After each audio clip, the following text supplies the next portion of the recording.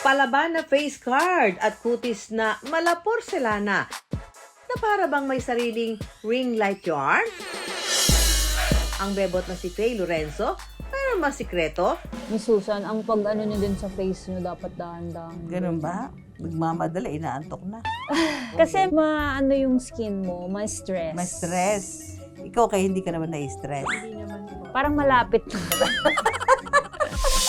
ang kanyang self-care routine, ginawa na ring negosyo. Nakapagpapaganda na, maganda rin daw ang kita. Slay!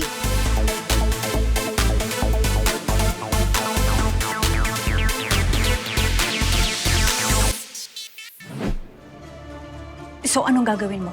Susuburin mo na naman si Rosel? Napanood bilang Nika sa seryeng Hating Kapatid. Siya ang kapatid ng karakter ng bidang si Zoren Legaspi. Ate ka pa rin ni Tyrone at saka ni Belle, kuya. Pero bago sumabak sa mga teleserye, Teka lang po naging big break niya ang mapabilang sa cast ng longest running comedy show ng bansa, ang Bubble Gang. Ay, sir. Ay, sir, sorry po, sir. Mapadrama man o comedy, slay palagi si Faye.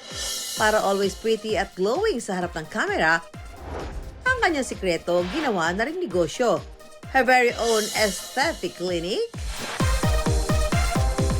Bakit naman aesthetic, ano ang naisipan mo? Pagpapaganda, pagpapabeauty. Nakita ko na yung demand sa aesthetic, yung sa quality aesthetic, talagang strong yung demand. At saka ako din, as an artista, kailangan ko din yung talagang inaalagaan ko yung sarili ko parate. Naisip ko, why not build a aesthetic clinic? Hindi lang para sa akin, also for other people na gusto rin mag-invest sa sarili nila and sa confidence nila. Ang aesthetic clinic ni Faye nag-o-offer ng mga non-invasive treatments gaya ng IV drip, facial at laser. Meron din mga doctor's procedure gaya ng Botox at nose lift. So you have doctors. Meron kaming Derma. on-call na doctors. And also, yung business partner ko, nurse. Siya yung nagpo-proceed ng mga... Medical. Yes. And when it comes naman po sa laser, so yung mga esthetician yun. Ang certified esthetician na si Faye, tuturuan ako maging esthetician for a day. So yung gagawin po natin sa kanya, Isa sa mga- Premium service. facial. So, paano to? Si Kay, may makeup kasi may pa eh. makeup siya, i-cleanse mo muna po natin Cleanse, siya. sige. So first, eto po, naka-ready na. Meron na tayong Ano ito? pang Sabi ko, ala ko bilo-bilo. So ganito po siya. Ganyan. Ganun, napaka-gentle pala. Ayan, nakita Ilang natin, pimples. meron siyang Alam mo, pag pimple. nakakakita ko ng ganyan, gusto kong tinitiris. Ay, hindi basta-basta. Delikado po yun, lalo na kapag ka nasa T-zone. Ha, ganon? Yes, at saka may mga pimple Hindi talaga yata na- pwede mag-esthetician kasi baka pakialaman kong lahat. Nako! Ano susunod yan? I-injection na natin? I-cleanse pa rin natin siya. So, Ano yan? Ang top. Oh, alam mo, kanina, di ba, palitaw. Ngayon, sauce ng palitaw. Ngayon, sauce ng palitaw. Gata. no! Ano gagawin ko dito? Ito yung pang-cleansing natin. Ay, ito, ilalagay sa ganon? Yup. Iwawalis, ganon? Ayun. Para okay. nagpipintura.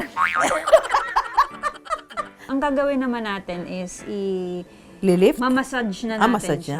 niya? Nilift mong ganon? 1, 2, 2, 3. and 3. Ganon. So, sige, try nyo po. Ito, isa. Saan? Papunta sa sentido. Sentido. One. Tama ba? Yes.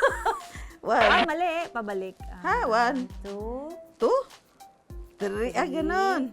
Sabi po. Tapos gentle lang po. Bakit? Ano ba? Ano ko? Kasi parang pong gano'n na po yung mukha niya. Parang napisat na.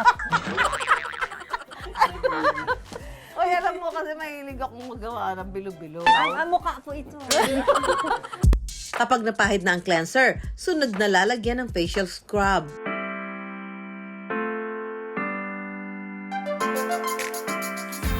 Anong kalalabasan ng facial na ginawa natin sa ating customer? Wait for the big reveal!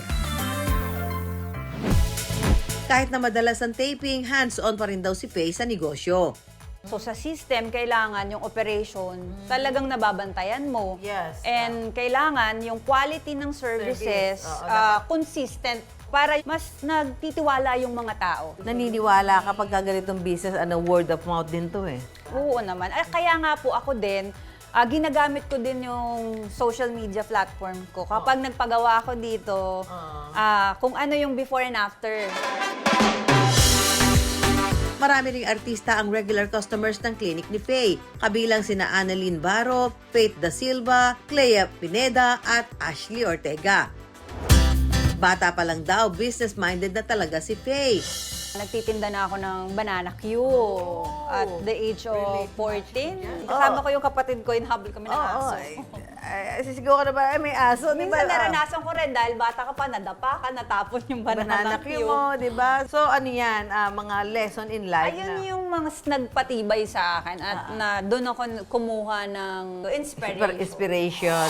Kaya gano'n na lang ang pagsusumikap ni Faye na magkaroon ng sariling negosyo bukod pa sa pag-aartista. Kapag may tapings ako, save and invest. Okay, so ano ka sa pag-handle ng finances mo? Yes. Oo. Strict talaga ako. Masinop ka? Kasi galing ako sa hirap, di ba po, Miss Susan? Ang pagsusumikap ni Faye, nagbunga naman ng maganda. Kumusta ang kita dito sa ganitong business? The business can generate 6 digits in revenue monthly. Eto na, i-reveal na natin ang kinalabasan ng facial ng kliyente nating si Kay. Matapos ang mahigit 1 oras at sandamakmak pang treatments. Eto na si Kay, o diba, glass skin yarn. Dahil sa mga pinagdaanan, may magandang aral daw na natutunan si Faye. Tayong mga artista, kasi hindi naman to panghabang buhay itong negosyo natin. So dapat, while na kumikita tayo, nag-iisip na rin tayo kung saan natin ilalagay yung pera natin. Para in the future, meron ka ng matibay na pagkukuwanan. Ang negosyong may magandang hangarin kapag sinamahan pa ng magandang diskarte, pwede maging daan para sa mas magandang buhay.